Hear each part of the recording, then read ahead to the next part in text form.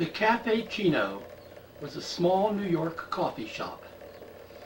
It was open from 1958 to 1968. It did plays. In that 10 years, it reformed the world idea of both form and content of theater. I'm going to start by telling you about myself because I was quite typical of the people who came into the Cino. I was from Texas and New Mexico. I grew up in an environment where there was no respect whatsoever for intellect or art, and where there was absolute hatred of gays. In fact, anyone who had one of those qualities was suspected of having all three. I was fortunate in that my mother, seen here holding me on her lap, taught me to read and to respect books. My first day of school, I wouldn't go without a favorite book. Most family photos of me show me either reading or minding a baby, because there was just no use for a single, much less a gay man, except possibly as a babysitter. The only theater was school theater. I played the lead in the junior high school operetta. You can tell everything about a person of my generation by what role they were cast in the high school production of Our Town. Here you see me as Simon Stimson, the drunk artistic outcast. College, I choreographed shows, gained no respect. Here I am posing for a publicity photo for the college musical show. A quartet, a male quartet, standing nearby to have their picture taken, had this exchange. One of them said, "Oh, there's last year's prom queen." And another said, "Yeah, and there's next year's." That's very much what it was like. Here's a number I choreographed to a Cole Porter song. The only Cole Porter song they ever heard, I think. There's a sketch of me by a fellow student in college. I was desperate to get away. I joined the Air Force and was thrown out when they found a love poem from me in the wallet of another airman. I begged them to let me stay. I said I would pick up the phone and call anyone and tell them I was gay, but they said, "We just can't." I decided there was something deeply wrong with me, because there couldn't be something wrong with the whole world. So I had myself put in the New Mexico State Insane Asylum. They kept me for a week. 2 weeks, I'm sorry, the obligatory stay. And then threw me out saying, "There's nothing wrong with you, you just need to move to a big town." I first moved to a small town, Kennebunkport, Maine, for a summer to work in the famous Kennebunkport Playhouse. I was a slave. I did anything that anybody wanted. I sang, danced, washed dishes, painted sets. I dried Penny Fuller's hair backstage after she sang, "I'm going to wash that man right out of my hair." I slept with anybody that wanted me. I learned that I loved theater and that I was good at it. On the way back to New Mexico, I stopped off, presumably for only an afternoon, in New York to see an old college friend. He wasn't home, so I asked the landlady how to get to Greenwich Village where the artists are. She pointed me at a subway. I got out at Tompkins Square, and I followed a beautiful boy who had, of all things, long hair. Remember, this was 1961. He also had a tray of jewelry around his neck that he was peddling on the street, and he clearly wore no underwear. I could not know then that he was John P. Dodd, and that the lighting that he invented at the Cino would affect stage lighting, concert lighting, rock concert lighting, stadium lighting, Broadway lighting, even television and music video lighting. He was the first genius I ever met. I followed him into a tiny, obscure little coffee house on a one-block-long side street. You'd hardly know that it was there. I wandered in, and some people were rehearsing a show. The place was dark, quiet, dirty. From the ceiling hang little stars of silver foil, Christmas tree tinsel, icicles, and teeny tiny little ice cream lights. It smelled of coffee and dirt and those sweet syrups Italians love to drink. The people were dressed very eccentrically by my taste, or by my experience, I'm sorry. I, of course, stayed.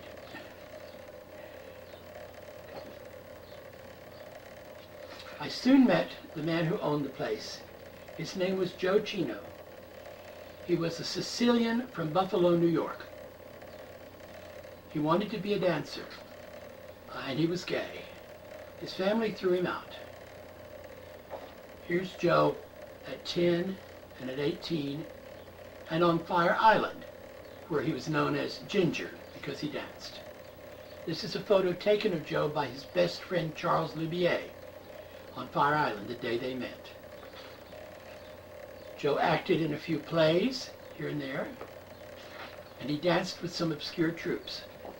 But he had a weight problem and soon retired and rather morosely opened a coffee house where he thought his friends would come and people might read poetry and play guitar in that 1950s way.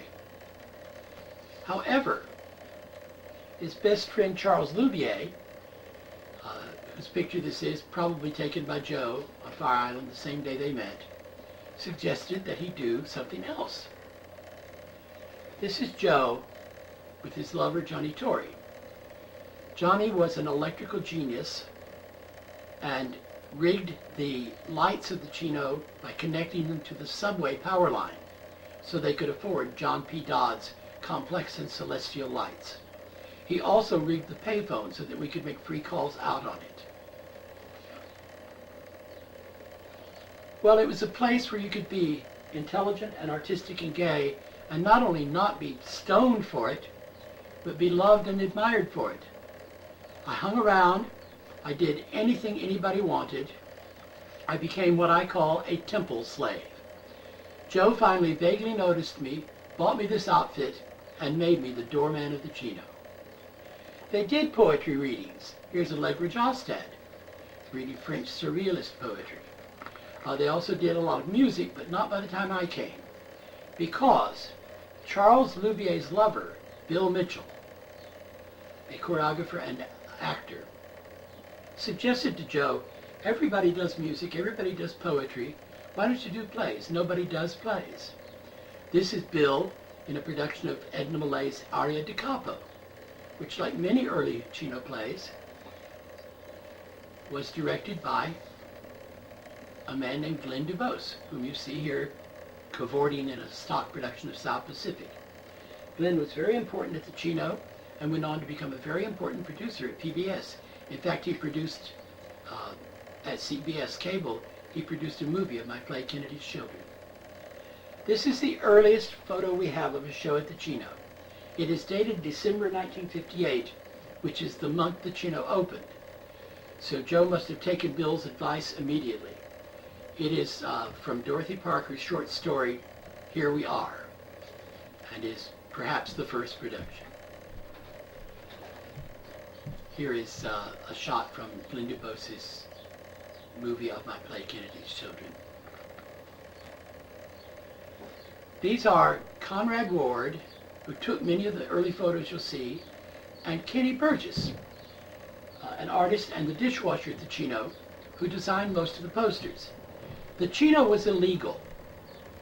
Nobody could get rock-bottom performing licenses in the village at that time. The cops could close any place and often did.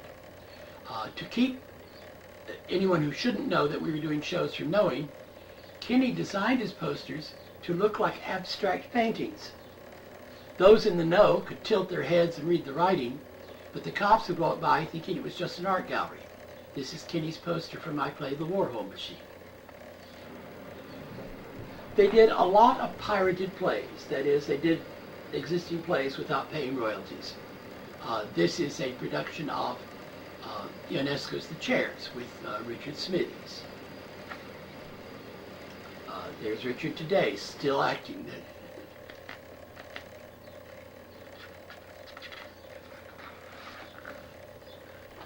Basically, the Cino at that time was a showcase for actors, especially handsome young actors.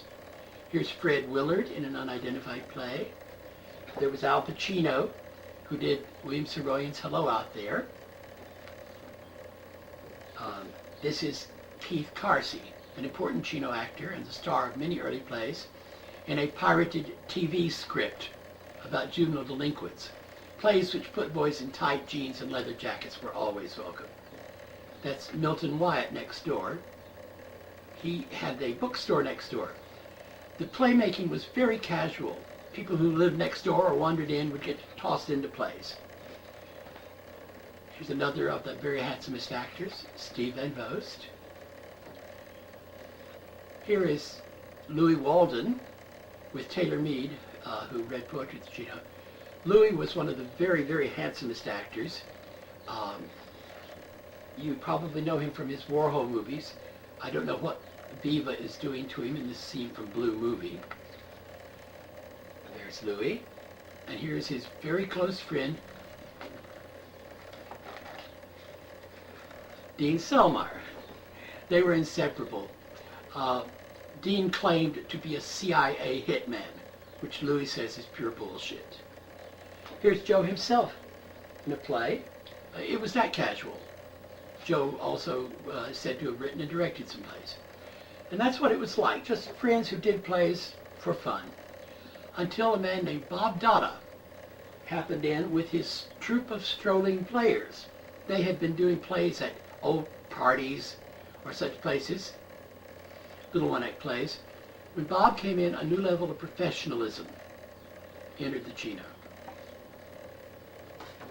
The most popular author was Tennessee Williams. Here's an early production, 1961 in fact, of Tennessee Williams' Camino Real.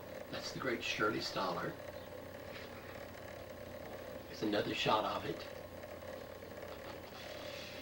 Here's from a production of Hello Bertha, for which Gwen Van Dam won the Coffee Cup Acting Award. That's Mary Boylan, also an important early Cino actress. There they are again. It's the story of a dying whore whom everyone flatly robs as she dies. The first original play that is known to have been done was called Fly Spray, and no one knows anything about it whatsoever. There were many playwrights who came in then. This is Ron Colby, whose play Episodes was about an older and a younger actor many years before David Mamet's A Life in the Theater. This is Story Talbot, very serious, commercially minded playwright at the time. He's now a guru.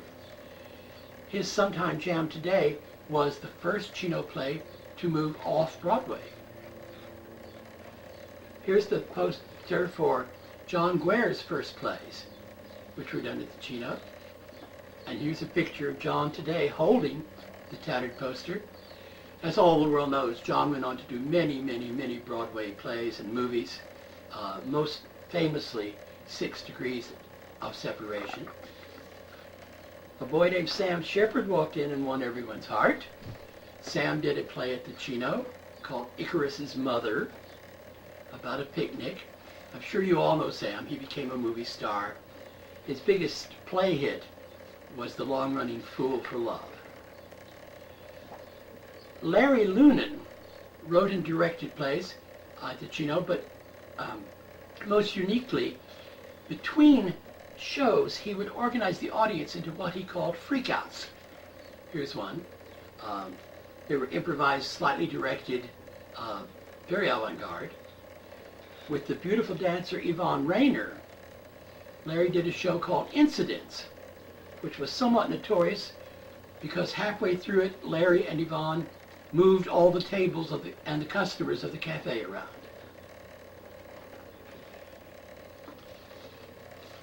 Michael Alaimo and his wife and friends walked into the Chino, and never having done Commedia dell'arte before, they decided they were a Commedia dell'arte troupe and did this play called The Vase. Michael says they were shamelessly bad and felt that all they did was eat Joe out of house and home. However, that same year, they got good enough at Commedia to do their Commedia Hamlet on public access television. Jerry Caruana did 5 plays at the Chino, which is, I think, a record until Lanford Wilson came along. This is from his first. It's called Melancholia. And this is from his last play, which he says was his best. It's called Mannequins. And it's about a man who tries to make do with a robot father and a robot wife, but they control him at the end. You will notice I've mentioned no gay plays. And you know why? Because there were no gay plays, chillin'.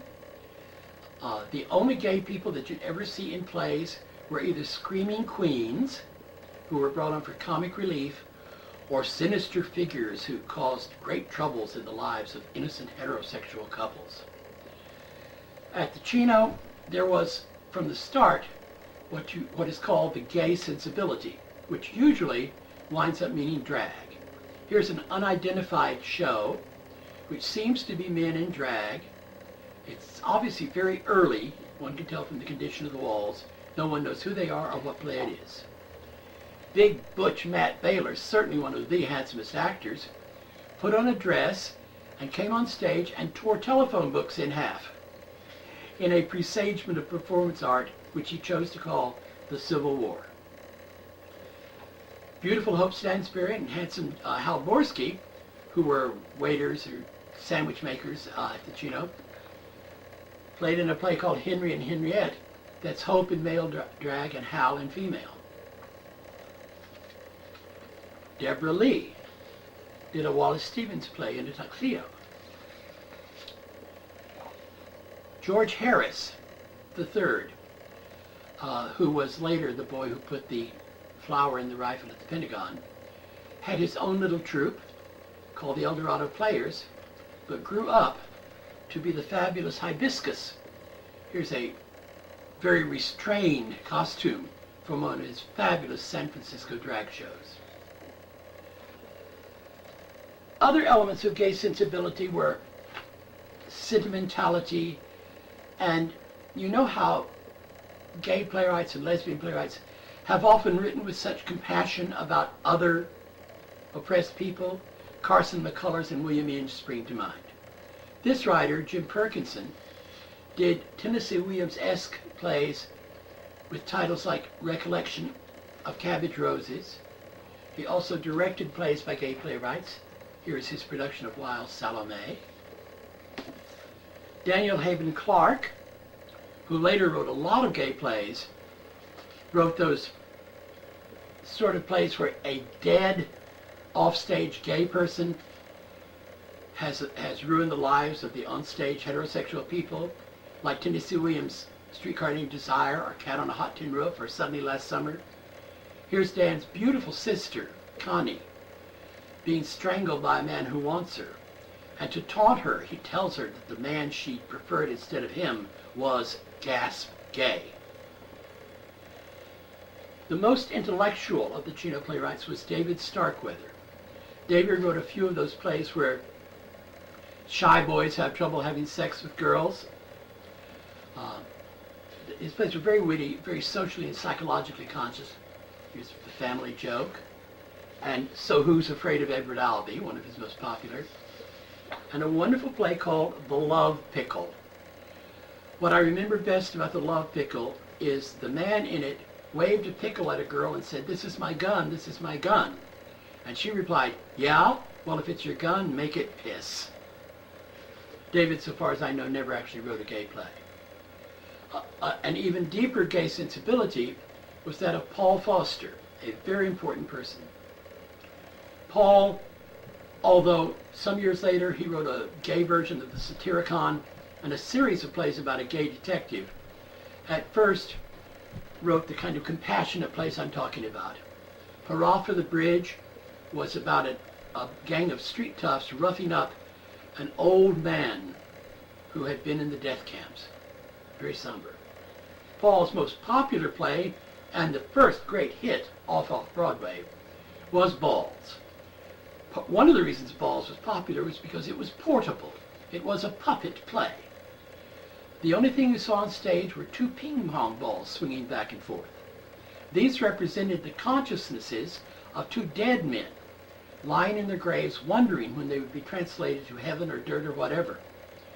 Overhead, they heard people making love, having a picnic, peeing on their graves. It was a great hit. In fact, it so came to typify Off-Broadway that the first important article on Off-Broadway was called, "Have You Caught Balls?" Here's the cast of Balls taking a break from recording the soundtrack. Paul later had a Broadway play, Elizabeth I. But immediately after Paul in the Chino came a man named Tom O'Horgan. Tom was a cellist, middle-aged already, feeling very washed up and wondering what to do with his life. Joe said, well, you could put on a play here. Tom, who had never dreamed of making plays before, did a play of which all I recall is sound and movement and lights, and a very large man in a business suit chasing a near-naked blonde boy who was waving veils. Tom loved what he did. He did another one very shortly thereafter, and he met Paul Foster. These two men changed world theater forever. A woman named Ellen Stewart at a theater called La Mama gave them a workshop where they could not just write and then direct a play, but with actors and movement and sound and color and fabric and lights and poetry and music and magic, create a performance of a style never seen before. Their first great hit was Tom Paine. I have several beautiful photos of it here. We are used now to staging in plays that is fluid, magical, dreamlike, where actors go from role to role, where the movement is as important as the words and the imagery is as important as either. But this was brand new when Paul and Tom did it. Here are some very beautiful shots of the play.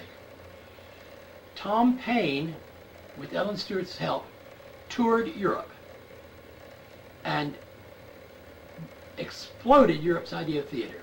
To this day, 50 years later, shows come from Europe to La Mama blatantly imitating Tom Paine. It has remained as avant-garde now as it was then. With other people, many from the Chino, Tom created Hair, which of course blew the Broadway mind, and Jesus Christ Superstar. Tom took a troupe called the La Mama Troupe over to Europe to spread this new drama.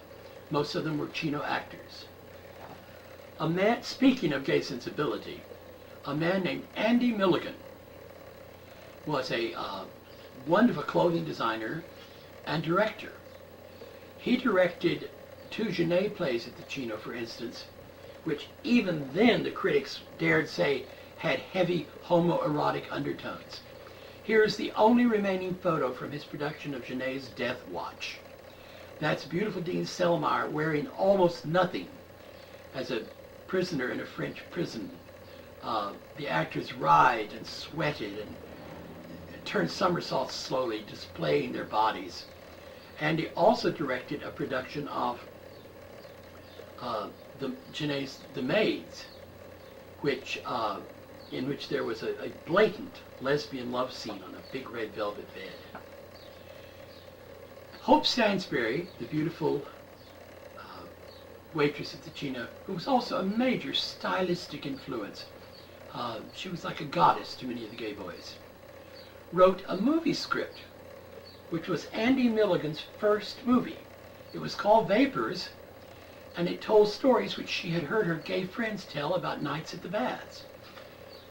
There's three Chino actors in it. That was Andy's first movie. He never made another gay movie. although he made many, many movies of the gory, sexy exploitation genre. Andy had major Catholic sex guilt issues and became known as the cheapest, shabbiest, goriest, most sickly sexual director of the exploitation movies. There are cults around the world and magazines published about him now. Here is the poster for Guru the Mad Monk, which, like many of his movies, used a lot of Chino actors. It's ironic that peace-loving, gentle, intelligent Chino actors should be memorialized only in Andy's gory movies. Michael Smith, who was a critic for the Village Voice as well as playwright, wrote a play, I guess this is Gay Sensibility. Beautiful Joyce Aaron, in his skit More, More, I Want More, seduced herself. Donald Kavaris wrote a skit in which Hal Borsky played a half man, half woman. George Bermisa, who later became the premier gay playwright of San Francisco, did at the Chino his Daddy Violet, an anti-war play in which actors improvising about the war, at one point the two male actors discovered that they felt a sexual honing for one another, but quickly skipped past it. Here's another photo of the production. But George went on to become triumphantly a major gay playwright in San Francisco. Here's his Georgie Porgy at La Mama, in which a bunch of toughs persecuted drag queen. Jeff Weiss, thought by some to be the best actor ever seen off Broadway, also wrote his own vehicles. At the Chino, in his A Funny Walk Home, Jeff, playing a just-released mental patient, is psychotic because he was raped by the male orderlies in the sanitarium, and he beats and abuses his whole family. This was the play in which Jeff, just before starting the violence, came down stage and begged the audience to make him stop. I'm sorry to say that only at 2 performances did someone say stop. Countess Ruth York from Germany, who had been an actress in Nosferatu and a figure of the European sophisticated world between the wars, lived down the block from the Chino and wrote a play about the death penalty called Lullaby for a Dying Man. As the prisoner in it is being dragged to execution, he offers his ass to the 2 policemen just for a few more minutes of life. Now the point is, the plays that we've mentioned so far, while not overtly gay plays, contained enough gay elements that they could not conceivably at that time have been done anywhere but at the Chino. No one was even thinking about making gay plays. It was just unthinkable. But many people edged toward it. This is Jean-Claude Van Natale, one of the most thoroughgoing intellectuals who ever wrote for the stage. Jean wrote a play called War, in which an older man and a boy, in a very cryptic, avant-garde style, flirt with each other. We probably wouldn't call it a gay play today.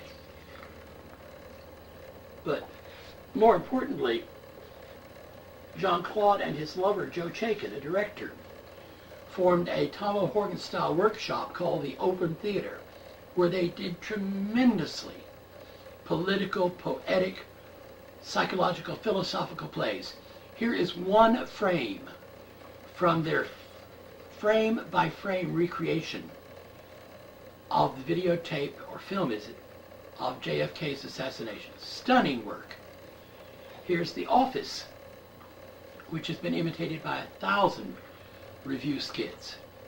Here's Jean with the actors dressed as huge puppets for his play Motel, in which the actors came on and did vulgar things they couldn't have gotten away with if they had not been dressed as dolls, and scrawled obscenities on the walls of the motel while a soundtrack muttered obscenities. Amazing play. The Office and Motel and another play were collected as America Hurrah and became quite a hit off-Broadway. Jean-Claude, who himself was never in the closet, when he came out as an artist, came out big time. He made an XXX movie called American Cream. You do not want to know what a boy in it does to himself with the Washington Monument. Gay sensibility has another side which we call camp. This is Ronald Tavel, again a thoroughgoing intellectual who wrote almost burlesque plays. One of his plays was called The Secret Life of Juanita Castro and featured Castro played by a lesbian. I believe the police in New York closed that one. At the Chino, Ron did a play called Vinyl, which was an unacknowledged adaptation of the novel A Clockwork Orange. Well, you know, when Stanley Kubrick made the movie of A Clockwork Orange, he omitted the section where the young thugs rape an old man. Well, Ron put it in, but the head rapist was played by the beautiful Mary Warnoff, a woman. Again, one doesn't quite know whether to call it a gay play. Camp is often ambiguous that way. Ron's great commercial hit was Gorilla Queen, in which King Kong is a queen and rapes the male explorer, but everybody in the play was sexually insane. It was quite marvelous, but I don't think Ron would call his work gay plays. Going higher up in camp, H.M. Koutoukis, Harry Koutoukis, was a Greek Orthodox who was most unorthodox. He was so popular we had only to put his picture in the window to draw crowds. On the serious side, Harry wrote Medea, a profoundly poetic and serious version of the play, with Charles Stanley playing Medea, one of the great performances ever. And it took place in a laundromat. Medea threw bleach into her husband's eyes and killed the kids by putting them in the dryer. Again, I don't know if you would call it a gay play. Charles Stanley also played Harry's Harlow, who had the immortal line, "When I had my period, 400 people didn't work." Harry wrote about sex changes, sexual ambiguity. Here's his Pope Joan at a benefit for the Chino, the only female pope. Speaking of camp, when a show didn't show up one night and we were forced to improvise, a man named Donald Brooks suggested using comic books. So within an hour, Wonder Woman was on the stage of the Chino. And here is Harry as Wonder Woman fighting the ghost of Taboo Mountain. I played Diana Prince, by the way. Here's a much more somber play. This was Harvey Fireseed's first play, directed by Donald Brooks. It was about Harry. It was called In Search of the Cobra Jewels. Harry played himself and cut his wrists on stage. There's strange sides to Harry. But Harry could write about the Chino in a delightful comedy, camp comedy called All Day for $1, in which the Chino was a heaven for broken toys. But he could also bring Christ himself on stage in Turtles Don't Dream and have him crucified on stage again. Harry wound up a cult figure with many supporters, including Yoko Ono, whom you see him with here. Donald Brooks did not do any plays at the Chino, but he had a rich and important off-Broadway career, writing, directing, and doing fantastic sets for many plays, which many people found to be in the morbid camp motif. He suggested Wonder Woman, as I say, which is certainly a campy idea. Here he is playing the angel in Pink Narcissus, the cult movie. After the Chino closed, Donald was censored widely for his play Super Freak, or The Life and Death of Joe Chino. It was an incredibly bitter view of the Chino, ridiculing not just its gayness, but its drugs and its very shows, which Donald had labored mightily to help happen. a strange and dark artist.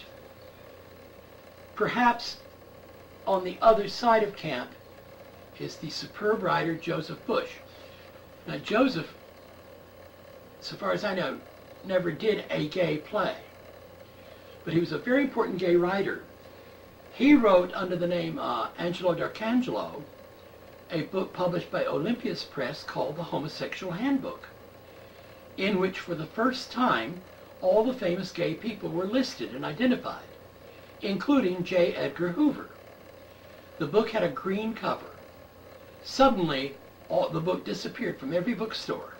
When it returned, it had a red cover, and the contents were exactly the same, except that J. Edgar Hoover's name was missing.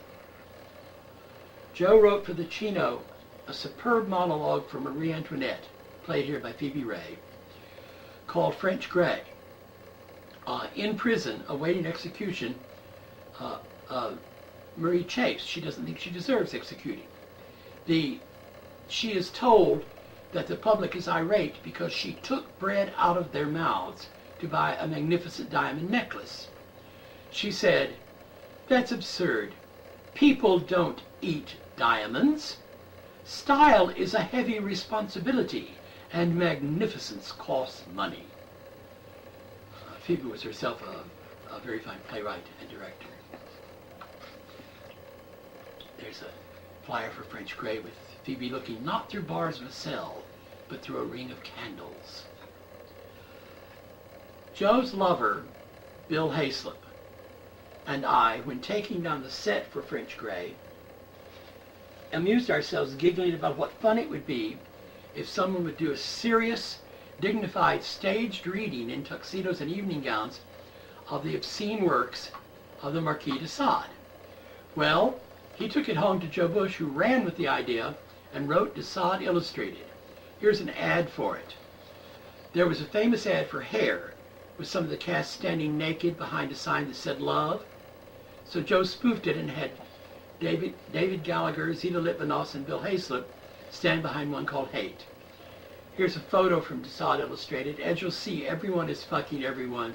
Again, hardly what you'd call a gay play, only passingly gay. By 1969, when Joe did this, however, because of the influence of the Cino, gay elements could be seen in the commercial theater.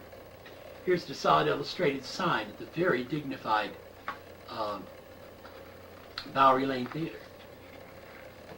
Joe also, though, could write morbid, stringent plays mixing religion and sex and sadism.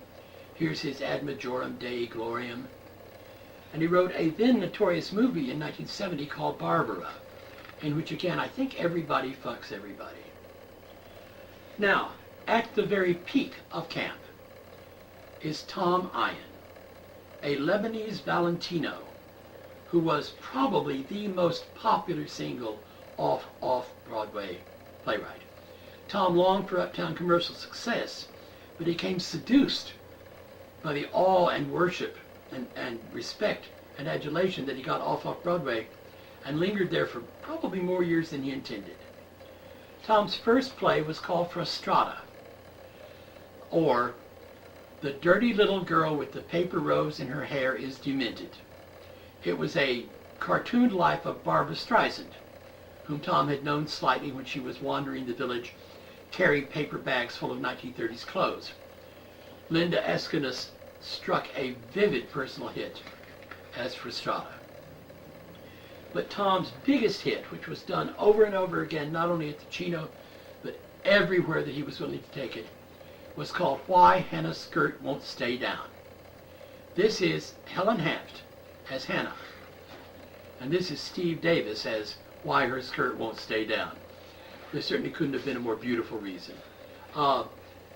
Again, this was a play which, even back in the 60s, critics were willing to say had homoerotic overtones. Many accused Helen's character, Hannah, of actually being a gay man in drag.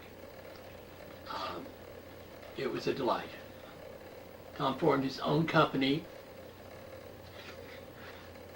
discovered Bette Midler. Here are two sides of the Tom Ian sensibility.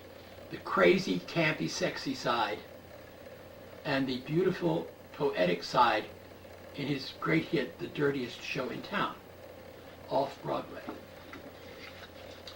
Tom also wrote a searching and yet hilarious psychological study called The White Whore and the Bit Player.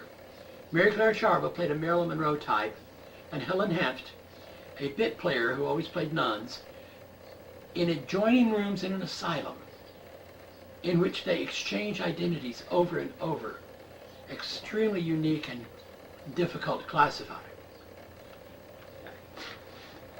Mary Claire Charba and Jacqueline Colton took The White Whore and the Bit Player, since it only used the two people in a bare room, to Europe and played it anywhere that people would let them.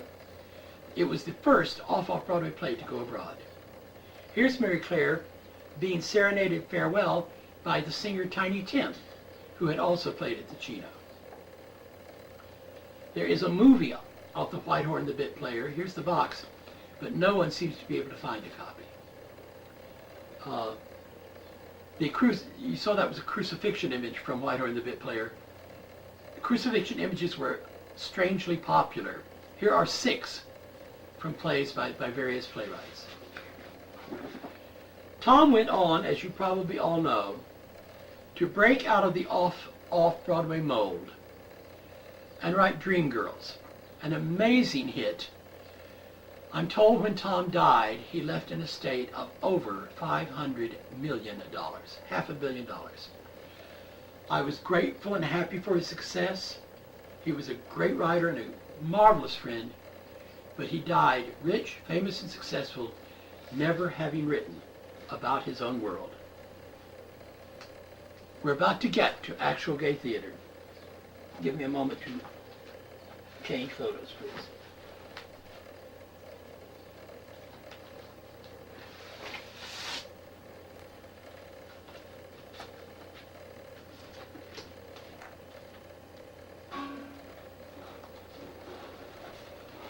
As I said before, no one set out to make gay theater. It happened by accident. It happened because the Chino left us free to explore our lives, as New York left us free to explore our lives. Perhaps to start with, we felt free to write gay plays because, after all, hardly anybody came to the Chino. It was very seldom reviewed, and the kind of people that came were looking for something freaky, so there was no reason not to write whatever was on our minds. Andy Milligan, whom I mentioned before, who became the exploitation movie maker, asked me, although I had never written a play before, to write a dramatization of Tennessee Williams' short story, One Arm. I refused because I was such a prude and he wanted what I considered a vulgar treatment of it. I regret that because it became possibly the first gay play. It's certainly a candidate. The play concerns a hustler who is in jail for murder and who repents of how cruel he was to the gay men he serviced. A minister comes in to shrive him, to confess him before his murder, and the hustler begs to make love to him. I never saw the play, so I don't know if Andy had them go ahead and make love. I imagine he did. It played at the Chino and then was the first play to open at a new place across town.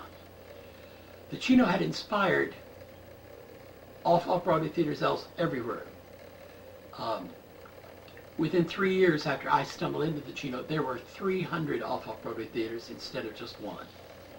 And certainly one of the most important is Ellen Stewart's La Mama. The early history of La Mama is totally intertwined with the history of the Chino. Here's my personal vision of Ellen, and here's the woman herself with me posing for Glamour magazine on the street. Ellen was a fashion designer who put her own money into a tiny little basement theater so some friends of hers could do plays, moved from one loft to another, and finally wound up with a 4-story building on 4th Street and productions of La Mama plays all over the world. She is a miracle. So confused are the history of the two. Keith Carsey and Katie MacDonald can't recall if this play was done at La Mama or the Chino. The first original play done at La Mama was entirely a Chino affair. It was written by Michael Nicasio, directed by Andy Milligan, and starred the beautiful Keith Carsey, who probably was the first nude off Broadway. This is Doric Wilson, a seminal figure in gay theater. Doric did 4 plays at the Chino in 1961. He established the Chino as a venue for original plays and also established the audience for them. People called asking, is there a Doric Wilson play on tonight? Doric's 4 plays. Oh, there he is with his cast of his first play, And He Made a Her, which was an Adam and Eve play, heavily biased towards Eve, an early feminist play, actually. Doric had a character in his play, Pretty People. This is a mirrored poster, who was described in the script as a happy, healthy gay. His gayness had nothing to do with the play whatsoever. But in another play, Now She Dances, this is, there are no photos of the Chino production. This is from a recent production in New Orleans. Now She Dances is the story of the trial of Oscar Wilde, told, acted by the characters from Wilde's play Salome. The Wilde figure is a protester, a street protester, protesting Herodias' persecution of Oscar Wilde. Now, all of us had always called this the first gay play because we all considered the protester gay before they even were gay protesters. Doric tells me that it was not until 1967 that he rewrote the play to make the character clearly gay. But he considers that it was a gay play anyway because it was in defense of Oscar Wilde. And so it may be considered the first gay play. Doric took part in the Stonewall riots, just happened to be passing through, and became very politicized, and wrote, eventually in 1976, he and other people founded the first professional gay theater in the world. It is called TOSOS, T-O-S-O-S, The Other Side of Silence, and has produced literally hundreds of both old and new gay plays. It may be the only theater that tries to keep a gay repertory alive. It's superb, Doric is superb, the theater is superb. This, in 1982, Meridian Theater presented Doric's play Street Theater, which I consider the ultimate Cafe Chino or off-Broadway play, because it is magnificent writing, which can be played on any bare floor with no scenery, concerning dozens of people on the street in front of the Stonewall Bar the afternoon before the riot. A magnificent comedy. Doric's Perfect Relationship was the first gay play to be done in India. So if Doric is not, as we have always called him, absolutely the first gay playwright, he certainly is an indispensable, monumentally important figure in the history of gay theater. Now comes the Mozart from Missouri, Lanford Wilson.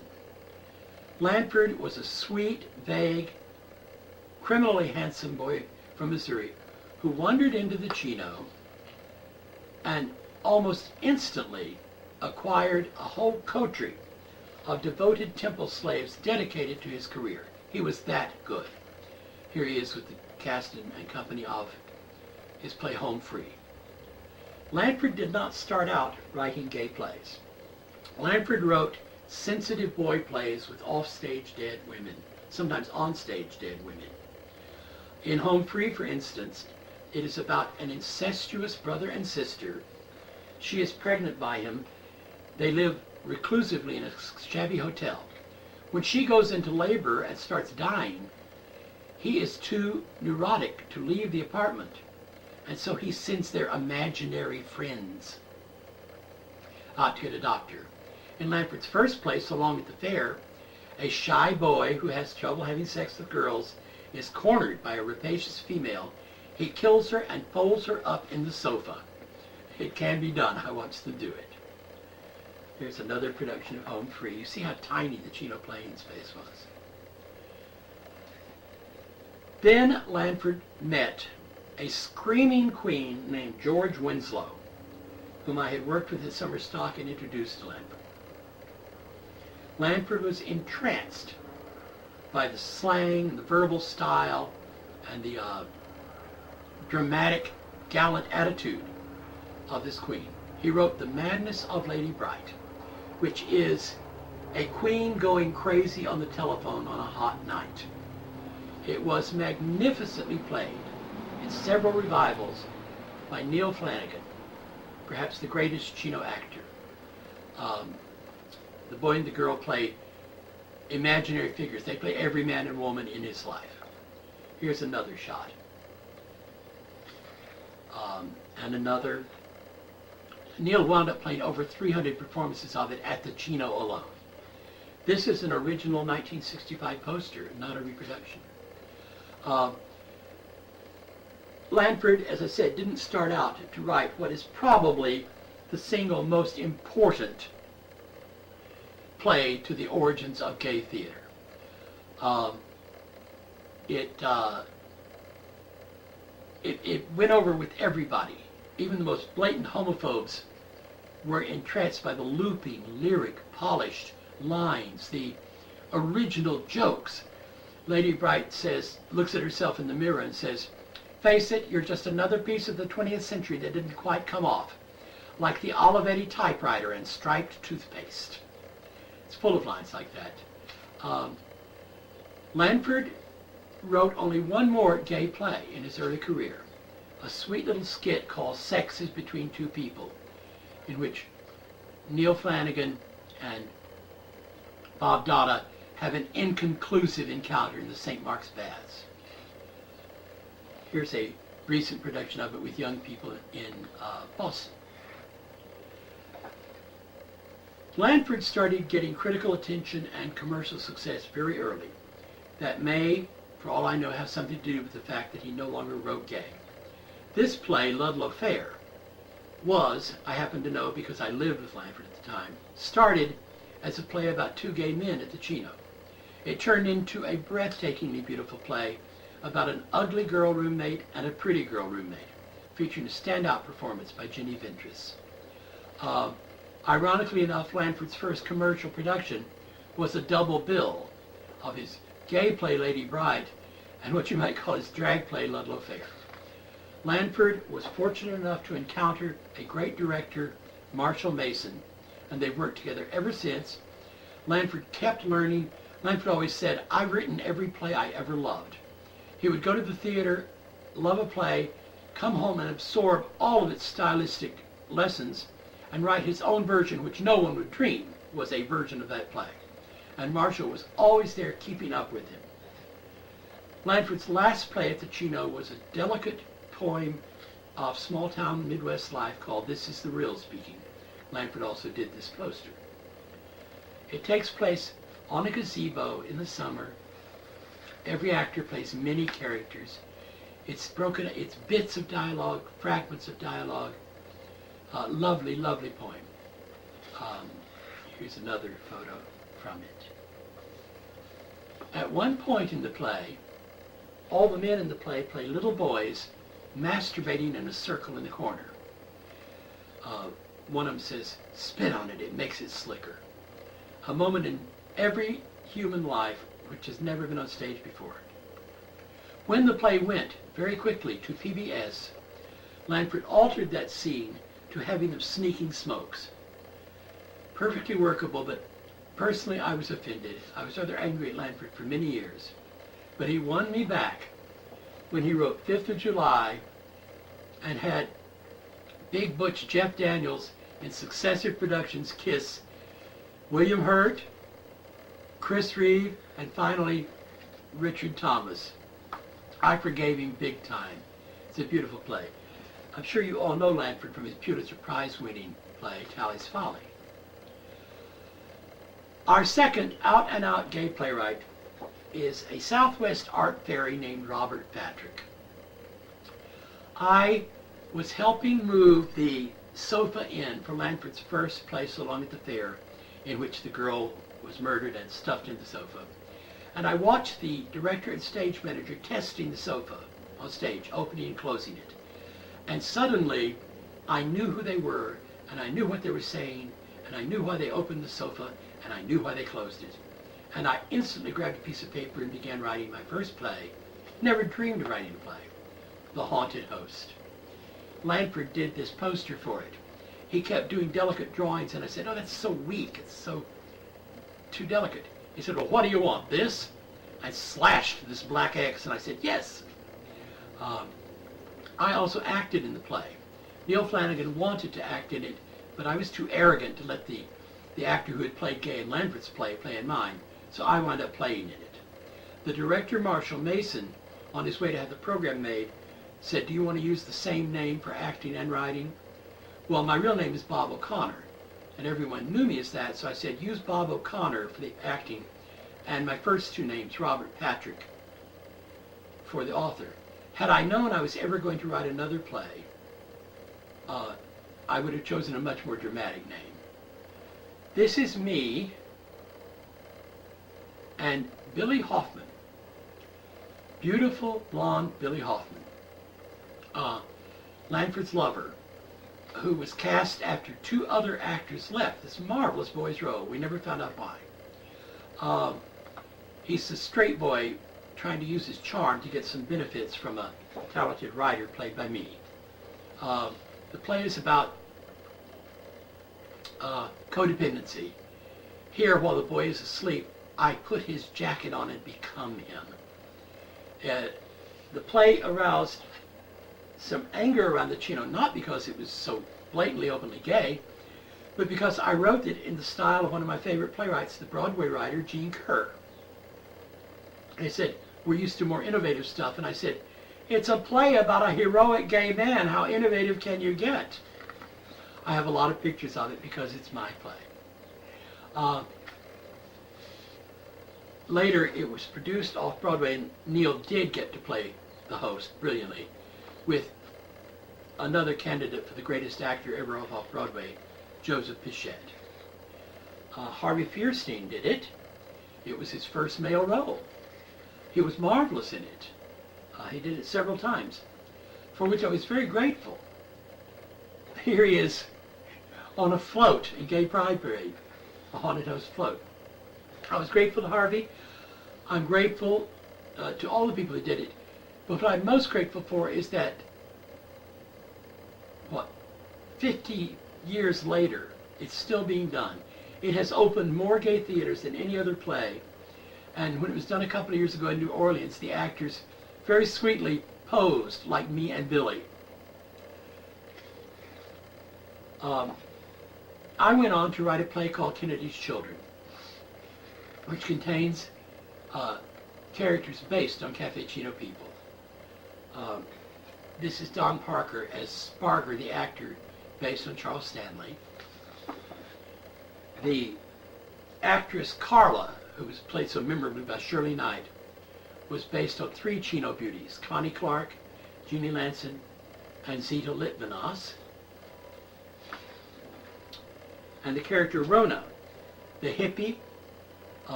was based on Maggie Dominique, Chino actress and writer. People always say they don't believe that any one person could have been to all the events and marches and demonstrations that Rona was. I always say, well, Maggie was at all of them, and I left out her career as an off-Broadway star. I also wrote a novel called Temple Slave, which is a totally romanticized and fictionalized history of a place very much like the Chino. I should enjoy it if you read it, but it is not history, it is not fact.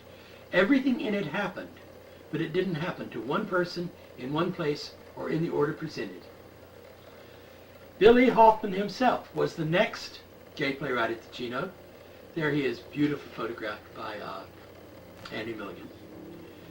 Billy wrote a sweet, hilarious, touching, unique play called Good Night, I Love You. Here's a photo of a later production in Los Angeles. It's about a fag and his hag. They are on the phone late at night, which is their habit.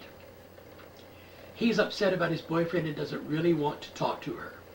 She is hopelessly in love with him and keeps him on the phone by telling him stories about him and his lover.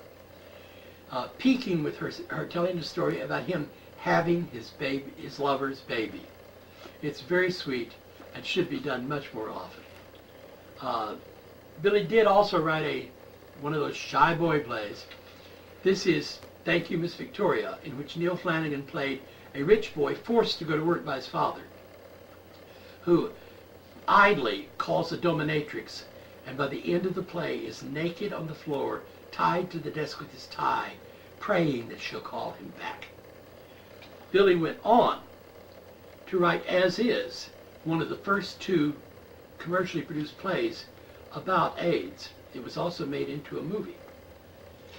As an editor at Hill and Wang, Billy used his position to edit the first book of gay plays. And I'm proud to say I'm in it and Lanford is in it.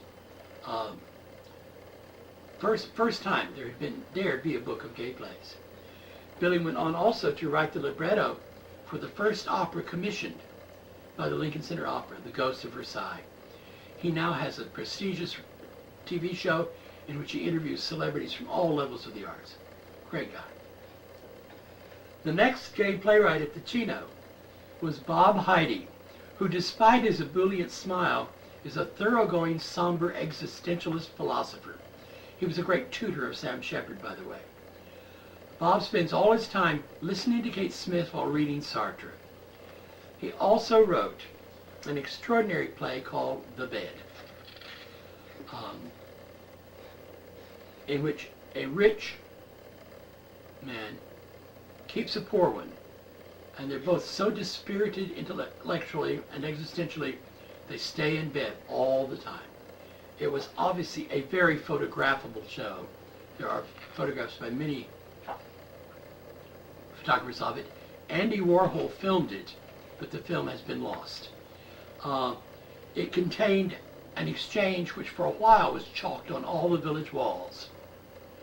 God is dead. No, sex is dead. No, we're dead. Superb play. Recently done at Yale, by the way.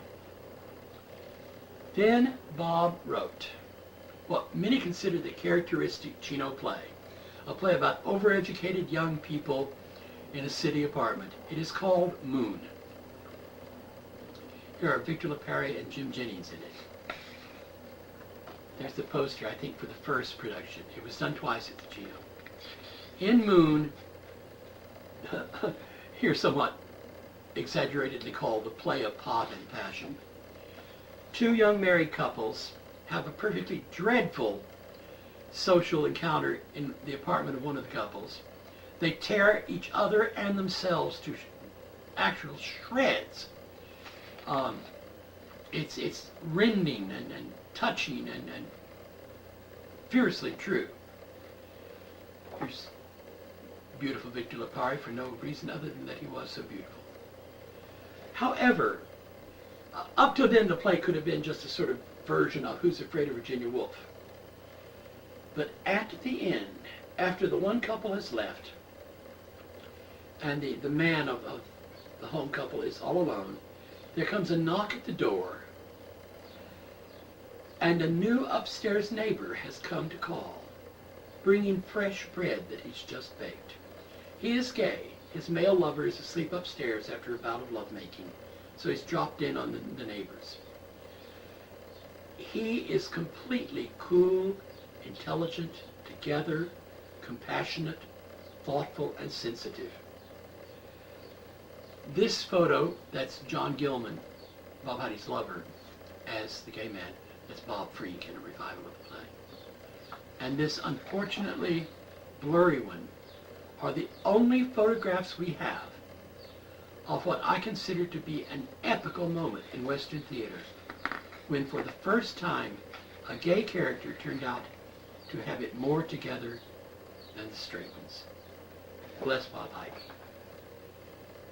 Clarice Nelson, a straight woman, wrote several shy girl plays. This is her Rue Garden. And then popped up with a play about herself and Chino lining genius Johnny Dodd, played by Anthony Manullo. She's running away from home, and he stops her. A sweet, good-natured play. The guy's gayness is evinced only by the fact that he shows no sexual interest in her. Later, Clarice wrote a charming gay comedy called The Girl in the BBC. It was written for the Chino, of course, but it required a door and a window. And since, as you saw, the open plain spaces the Chino could afford neither, she took it to La Mama, whose production is shown here. Clarice, Lanford, and Marshall Mason were great friends, worked together constantly, and were three of the founders of the Circle Repertory Theater. Clarice also appeared in Bill Hoffman's As Is as the wisecracking nun at an AIDS hospice. Beautiful Peter Hartman, and brilliant Charles Stanley collaborated on a love poem called Vistas of the Heart Unveiled.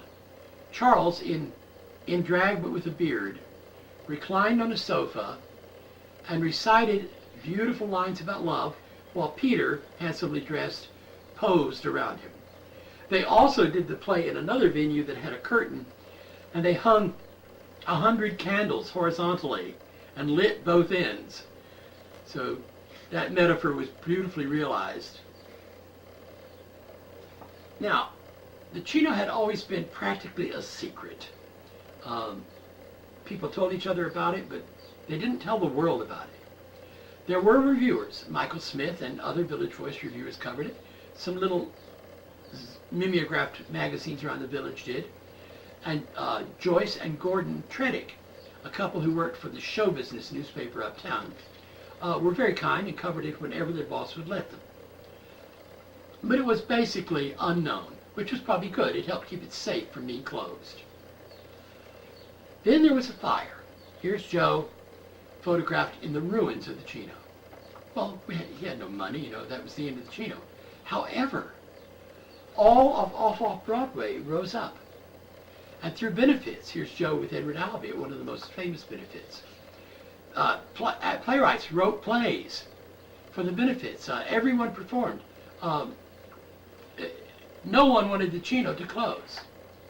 Oh, there's a better shot of Joe and Albee.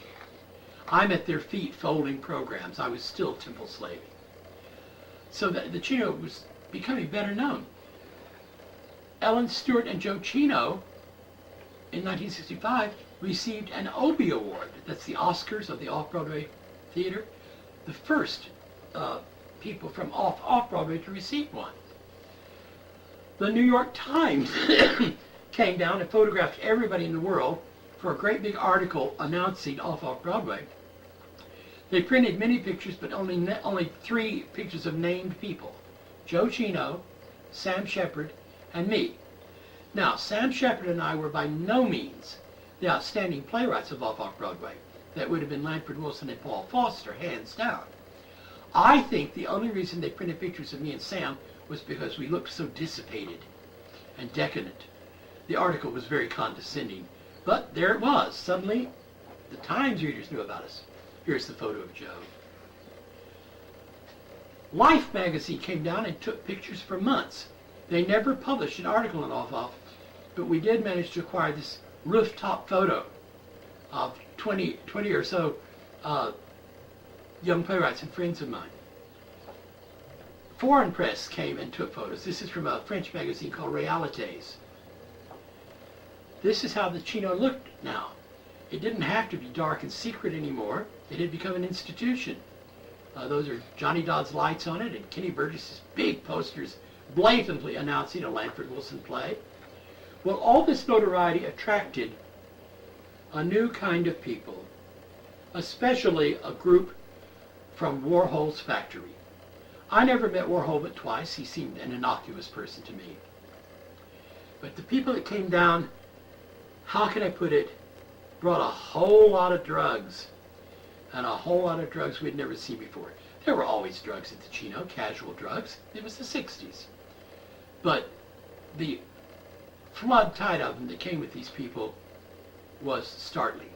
This is Soren Agnew, who helped edit Warhol's paper Interview. Soren wrote a camp version of A Christmas Carol. There's Donald Brooks as Christmas Past, and the Warhol personality Undine as a wisecracking, bitter, bitchy, faggy Scrooge. Tell you how the drugs were at this point. This figure, I realized only after I'd had this photo for weeks, by looking at the unmistakable profile, is me in the play. I don't even remember doing that scene. That's how things were at that point. However, professional people like Jackie Lynn Colton stayed out of the drugs. Jackie gave another of those most memorable Chino performances as the spirit of Christmas future, I think. She did her whole beautiful speech, no matter what craziness was going on around her, professionally and beautifully and touchingly, with a birthday cake on her head with all the candles burning. She deserves many an accolade for it. Soren was the lover of Lance Loud, of the Loud family, in the first reality series, An American Family. Okay, at this time, Joe Chino's lover, Johnny Torrey, died. Joe told us it was suicide. As it happens, it wasn't. It was simply an accident on an electrical job that could have happened to anybody. But Joe was convinced it was suicide, and it started him on a downward spiral that never ended. These pictures are from a dance about Johnny Torrey, done in front of the building where the Chino was, just a couple of years ago. They capture much of his beauty and spirit. These strange photos, which you probably can't even make out, that's appropriate, are of something called invocation and something called ritual. There was a lot of that sort of thing done at the Chino at this drug-soaked period. Nobody wanted to see them. It was horrible. I remember one show where for 1/2 hour, 2 actors placed aspirin in a row all around the stage. However, some of the best shows were done at this period too. This is George Hameson, author of the book and lyrics of Dames at Sea. He had tried to sell the overlong, clumsy script for years around town. Then it happened that Bob Dada got a look at it, and Bob was a great fan of the old 30s musicals, which this tried to ape. Bob said, I know how to do that. Rewrote it, reshaped it, figured out a way to do it with only 5 actors on a bare stage, and produced what is undoubtedly the most perfect production ever done at the Chino. That's Norma Bigtree as Mona, a menace. This is a shot from the famous breadline scene, and the millionaire scene. This is Donna DeSeta, who took over the role from her sister, the enchanting Bernadette Peters, who at this time was 15 and was visibly a star from the moment she stepped on the stage. Dames at Sea went on to worldwide success, but I now have to tell a very sad experience concerning Dames at Sea. When it came out as a book, there was no mention in it that it had originated at the Chino. I went over to George Hameson's house with that big, tall, blonde actor Steve Davis from Why Hannah Skirt Won't Stay Down, and we asked George point blank why the Chino wasn't mentioned. And George said this to me, I swear. He said, well, we can't afford to be associated with drugs and homosexuality. Now that we've settled that, would you and your handsome friend like to come into the steam room and try some psilocybin? It was very sad. George also did at the Chino another delightful show called Psychedelic Follies, of which no scrap seems to exist. It went on to Off-Broadway, called Now. The spirit was still there. When a show didn't show up, we sent out calls to everybody and did probably the best variety show ever done.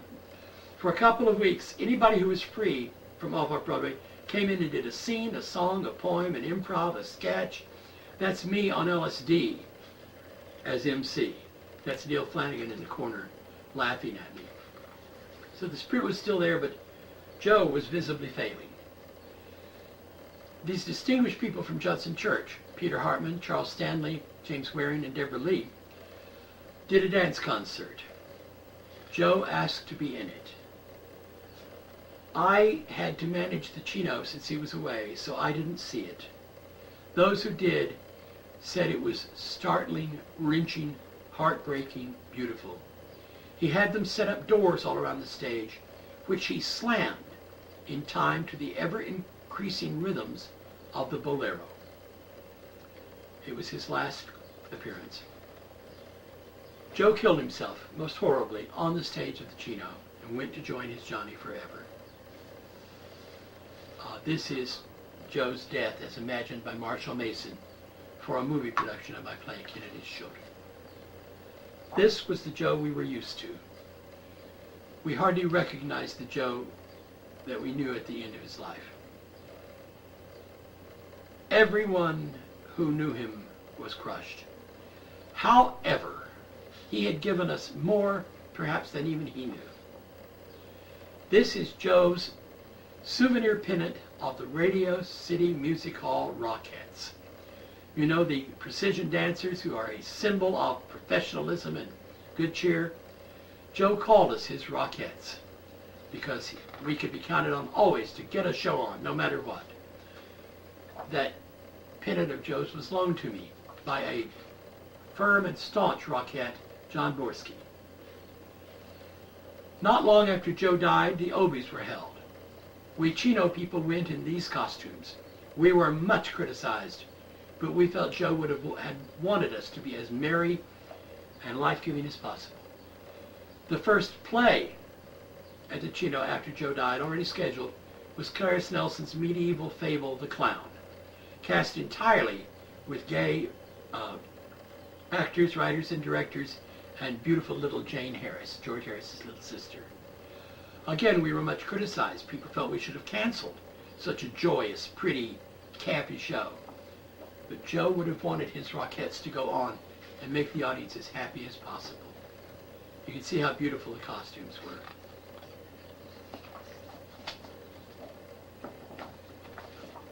Oh, that's me and Manfred Wilson switching it up like mad. That's Soren Agnew and his lover Arnford.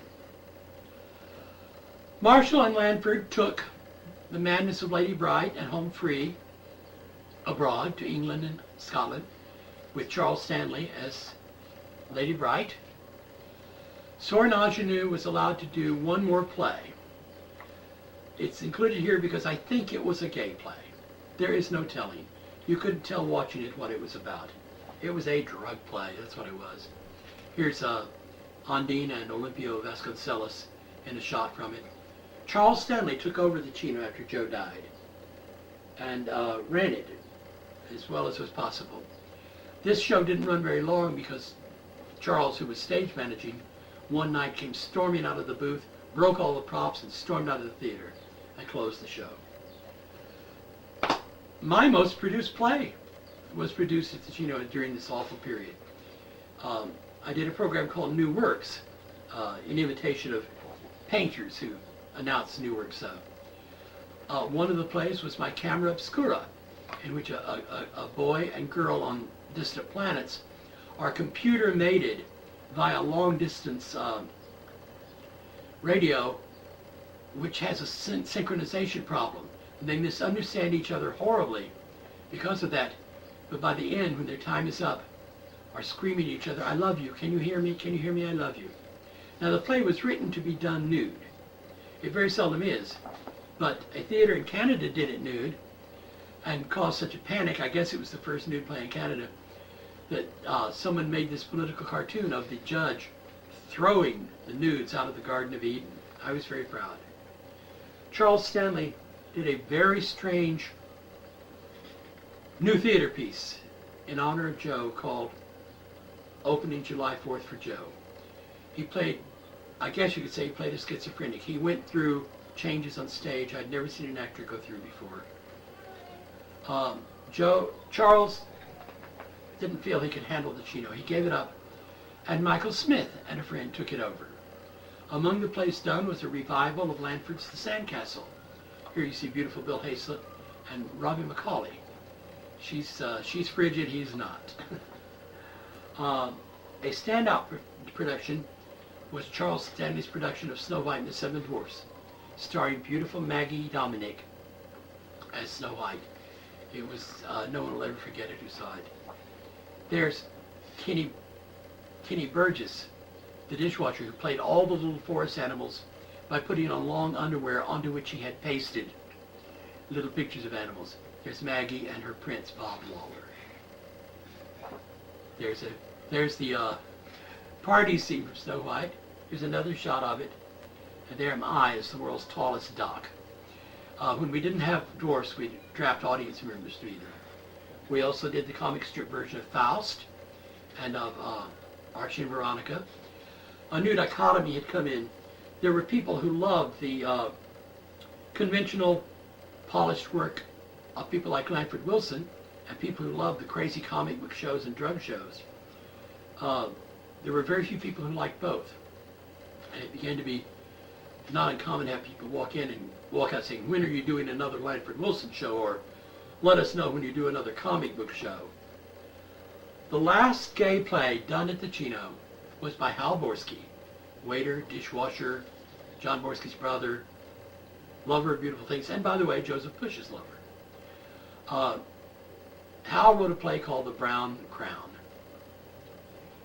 This is Hal, Irving Metzman, whom you've seen in many Woody Allen movies, and little Walter Harris, yet another Harris child. Hal played the West Wind, who has been exiled by Apollo, so there is no west wind in the world.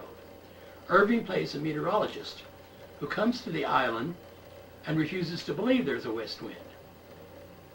Walter played the Sandman, who at one point puts the two lovers, before they become lovers, to sleep just because the plot has gotten too complicated to figure out. Well, if I told you the plot of The Brothers Karamazov, it would sound pretty silly too. It was a strange, quirky, campy, unique delight. This blurred copy of the poster is all we have.